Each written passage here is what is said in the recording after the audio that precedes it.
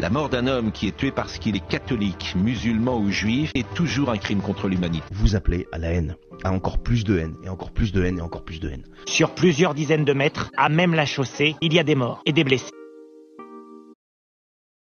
La mort d'un homme qui est tué parce qu'il est catholique, musulman ou juif est toujours un crime contre l'humanité. La liberté de conscience est une vertu cardinale dans le pays des Lumières, qu'on s'appelle Paul, Aboubacar ou David. La société française est aujourd'hui multiculturelle. Elle a vive les tensions ethniques, religieuses, identitaires. Le père Hamel est mort dans son église en 2016. Un rabbin est agressé il y a quelques jours à Orléans.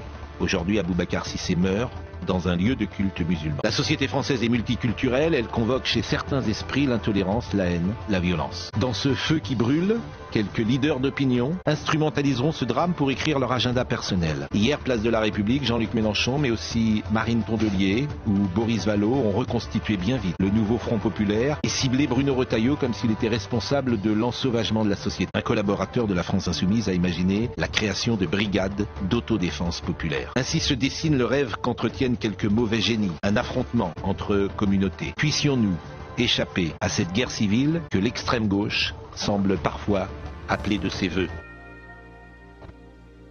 Je croyais qu'on avait eu droit qu'aux larmes de crocodile de Mélenchon hier lors de l'hommage qui a été rendu à Aboubacar Cissé qui a été tué dans une mosquée du Gard. Eh bien, on a eu aussi le droit au révolutionnaire en carton qui est quand même collaborateur de la députée Ercilia Soudé, donc Richie Thibault. Du sang sur les mains, c'est CNews, c'est Monsieur Bolloré, c'est Frontières, c'est tous les enfants d'extrême droite. Ils ont du sang sur les mains. L'extrême droite tue. On ne peut pas compter sur les institutions. La police, la justice véhiculent l'islamophobie et le racisme. On ne peut compter que sur nous-mêmes. Et c'est pour ça que je le dis, je l'assume. Il faut qu'on se défende par nos propres moyens.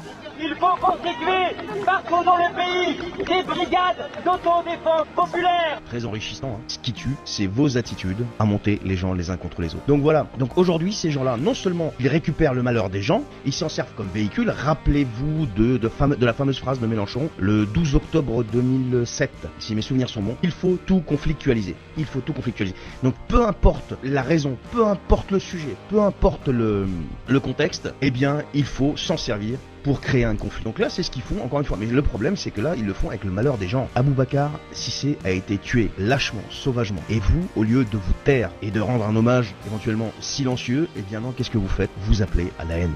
À encore plus de haine, et encore plus de haine, et encore plus de haine.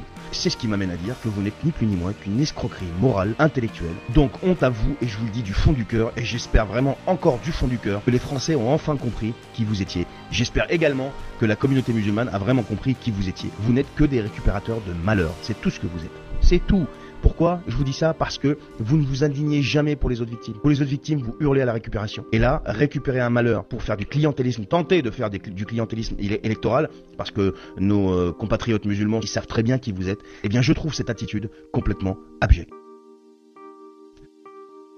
Sur plusieurs dizaines de mètres, à même la chaussée, il y a des morts et des blessés. Ces images ont été filmées par une passante quelques minutes après l'attaque. Au milieu du carnage, elle guide les secouristes. Il y a un bébé par là-bas. Un peu plus loin, ce SUV de couleur noire au pare-choc défoncé. C'est le véhicule qui a foncé sur la foule. D'après les enquêteurs, le suspect est âgé de 30 ans. Il est connu des services de police et il fait l'objet d'un suivi psychiatrique. La piste terroriste est pour l'heure écartée.